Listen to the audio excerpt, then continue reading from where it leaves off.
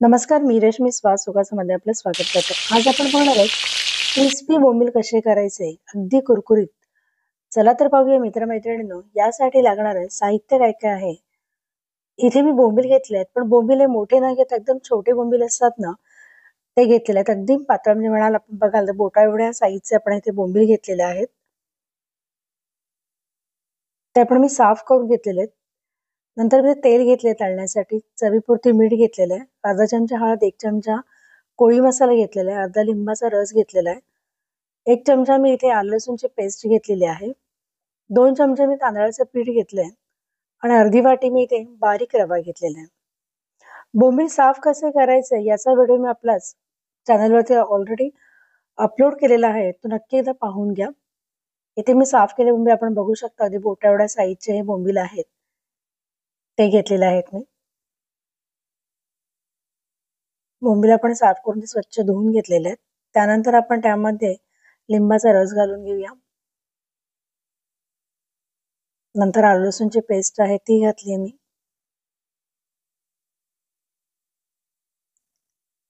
आपली हळद आहे, अर्धा चमचा ती हळद आपण घालून घ्यायची. त्यातली अर्धी हळद आणि मी अर्धा इथे कोळी मसाला घातलेला आहे आणि चवीपुरती मीठ. सर्व साहित्य आपण त्या बोंबीलला लावून घेऊया.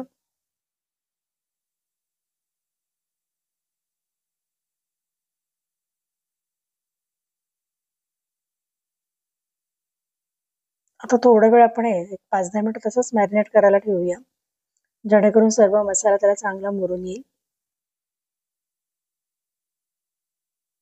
नंतर आपण तांदळाचं पीठ जे घेतलं होतं 2 मोठे चमचे, ते तांदळाचे पीठ आपण घेणार आहोत.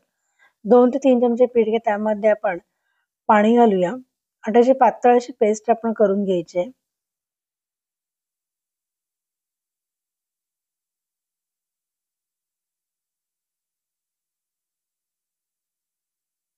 इथे बारीक बघा ते पातळ पेस्ट आपली तयार झालेली आहे. दुसऱ्या एका प्लेटमध्ये आपण रवा काढून घेऊया. रवा शक्यतो तुम्ही बारीकच घ्या. त्यामध्ये चवीपुरती मीठ घालणार आहोत, थोडीशी हळद घालायची 1 पाव चमचा आणि कोळी मसाला जो मी घेतला होता, आगरी कोळी मसाला तो घातलेला आहे. हे मिश्रण आपण मिक्स करून घेऊया. याचं कोटिंग आपण करणार तर आपण इथे बोंबील डीप फ्राय करून घेणार आहोत. आपण सुरुवातीलाच बघितलं असेल व्हिडिओच्या, इथे मी डीप फ्राय केलेलं आहे.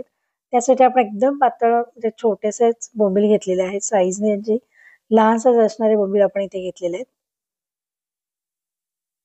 मॅरिनेट केलेले जे बोंबील आहेत ना, ते बोंबील आपण तांदळाच्या पिठाची जी पेस्ट केली होती त्यामध्ये आपण घोळून घेणार आहोत आणि नंतर हे घोळलेले बोंबील जे आहेत, मिक्स केलेले बोंबील, ते आपण रव्याच्या डिशमध्ये घालून ते रवा त्याला सर्व बाजूने समान लावून घेणार आहोत. थोडंसं हाताने दाब देऊन आपण रवा त्याला लावून घ्यायचा आहे.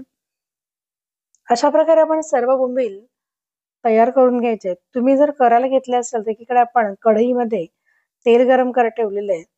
इथे रवा लावून तुम्ही डायरेक्ट जर तेलामध्ये सोडलात तरीही चालेल. इथे तुम्हाला दाखवण्यासाठी मी एक साधारण 4-5 बोंबील तरी मी आता इथे करून घेणार आहे.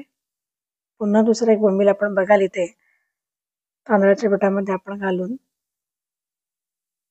त्याला आपण वरती रव्याचं कोटिंग करूया.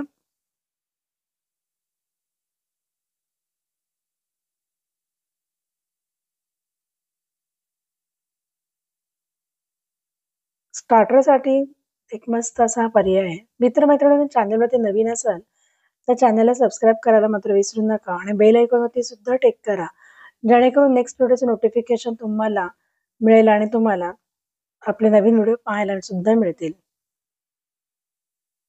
अशा प्रकारे आपले बोंबील लावून झाले, त्यांना रवा सुद्धा लावून झालेला आहे.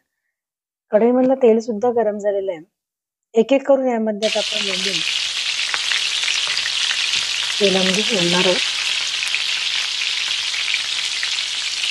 गॅस मात्र इथे मी गॅसची फ्लेम फुल ठेवलेली आहे.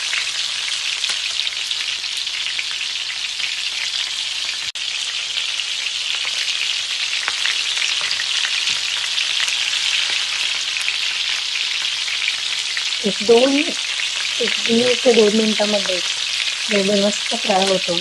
नंतर तो आपण पलटी करून घेणार आहोत, जेणेकरून दुसरी बाजू पण त्याची व्यवस्थित फ्राय होईल.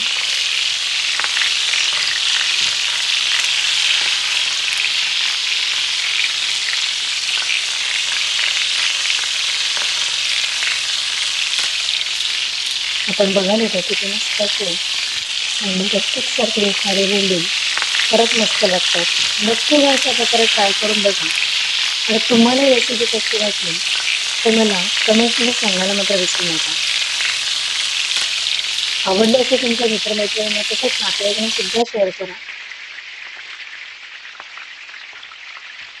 नुसते खाण्यासाठी तुम्ही अगदी चपाती भाकरी सुद्धा खाऊ शकता, पण अगदी नुसते खायला गेलात ना तरी खूप मस्त लागतात. दुसरी बाजू सुद्धा आता आपली व्यवस्थित फ्राय झालेली आहे. त्यात आपण काढून घेऊया.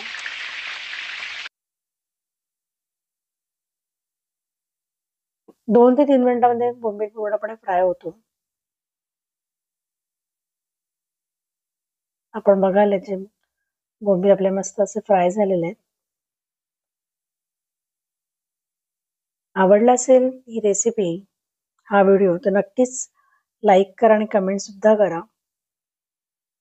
क्रिस्पी बोंबील आपल्या तयार झालेले आहेत. आपण बघू शकता इथे त्यांचा कडकपणा आपल्याला नक्कीच दिसतोय. तुम्हाला एक बोंबील मी इथे फोकच्या साहाय्याने दाखवते की किती क्रिस्पी झाले एकदम. तोडलात नंतर सुद्धा अगदी सहजतेने बोंबीला तुटला सुद्धा जातो. बघायला आपण. धन्यवाद मित्रमैत्रिणींनो हा व्हिडिओ बघितल्याबद्दल.